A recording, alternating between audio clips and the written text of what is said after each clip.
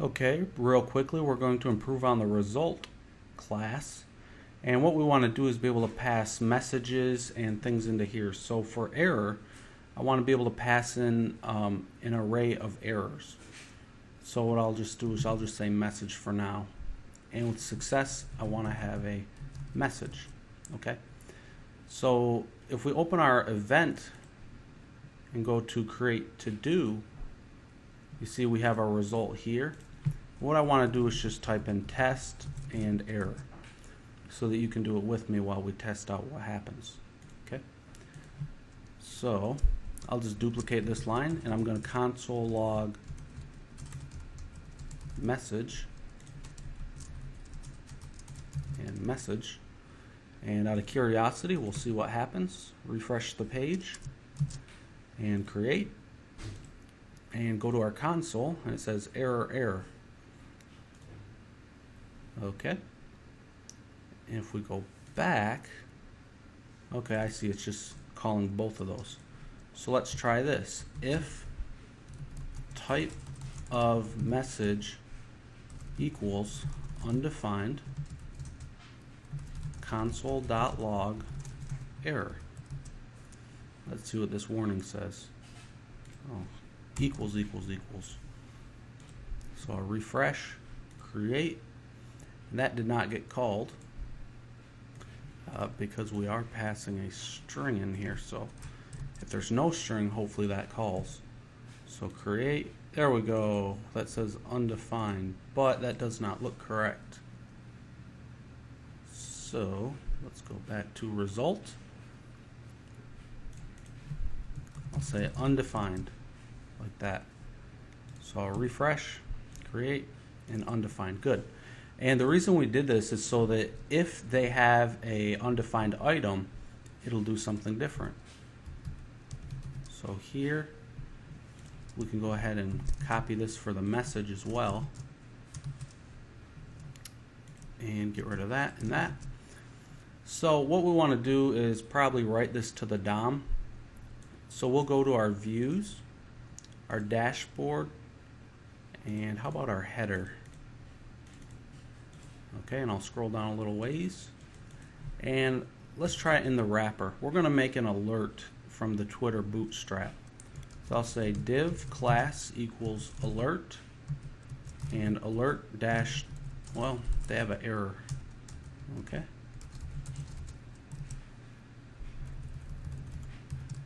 That's good. Now the only problem with this is it might appear on the page. So let me refresh. You see how it appears empty? Let's make sure it doesn't do that. In our CSS, we have a style CSS. I'm going to add a class called generic stuff, and I'll say hide will be display none. Okay.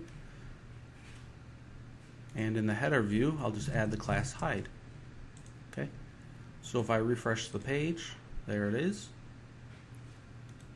And we'll also do an alert for a success. So this will be an alert success. And I'm going to give these IDs so that they're triggered specially. So this will be ID will be error, ID will be success. Okay. Back in our result, we'll say success.html, and we can paste down here and just put in message. And for here, if it's undefined, we'll just have a generic message that says success. Okay. And we'll do the same thing with the error. And this one will say error if there is none. And that one will have a message. Now this could be a JSON encoded thing, and we'll have to see what we do with it from there. So let's first try it. We're also going to need to show it. So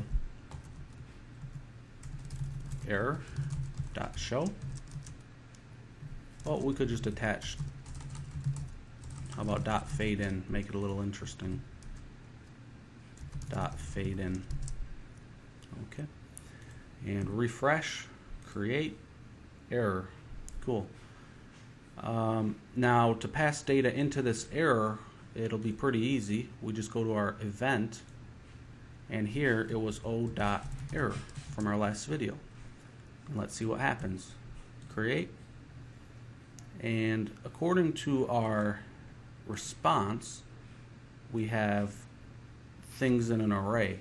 So what we need to do is probably loop that, and let's console log it first to see what we have. So I'll say console.log type of message, and then console log message. It should be a JSON object. So I'll refresh, create, and it's an object. Okay. So I'll say if type of message equals object, we're going to loop through it, else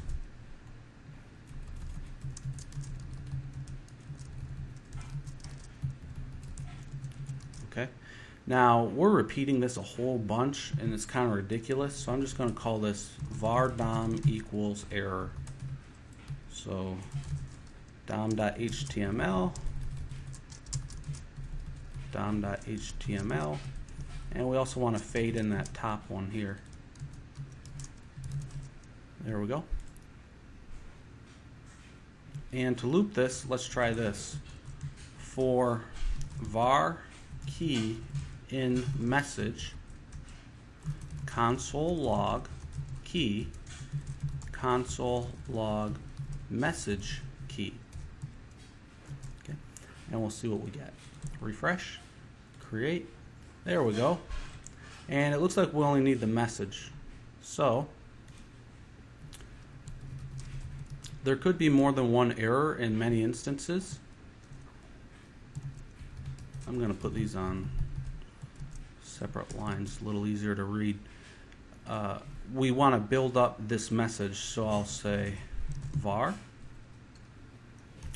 output equals this, then output plus equals message key. And I think we might want to throw a BR or a list item on there. I think I'll just do a list item. So I'll say UL up here. Then here we'll say list item, end list item.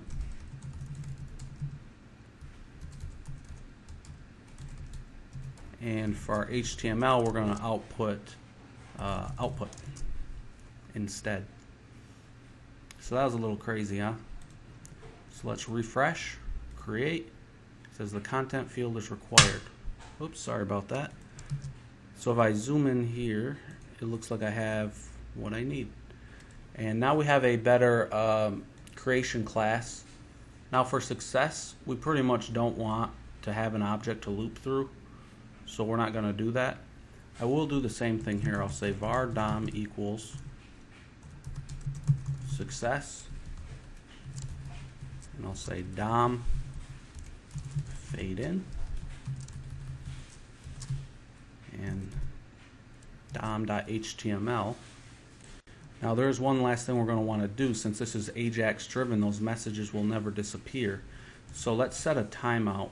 We'll just do a plain JavaScript timeout of set timeout, and we'll just put in a anonymous function, and we'll say dom.fadeout, and we need to set a time limit. So I'll say after 5 seconds, and these are microseconds or milliseconds. And we'll do the same down here. Okay. Don't forget our little semicolon. So let's refresh that. Create 1, 2, 3, 4, 5, fade out. Cool. And that makes us ready with our result class.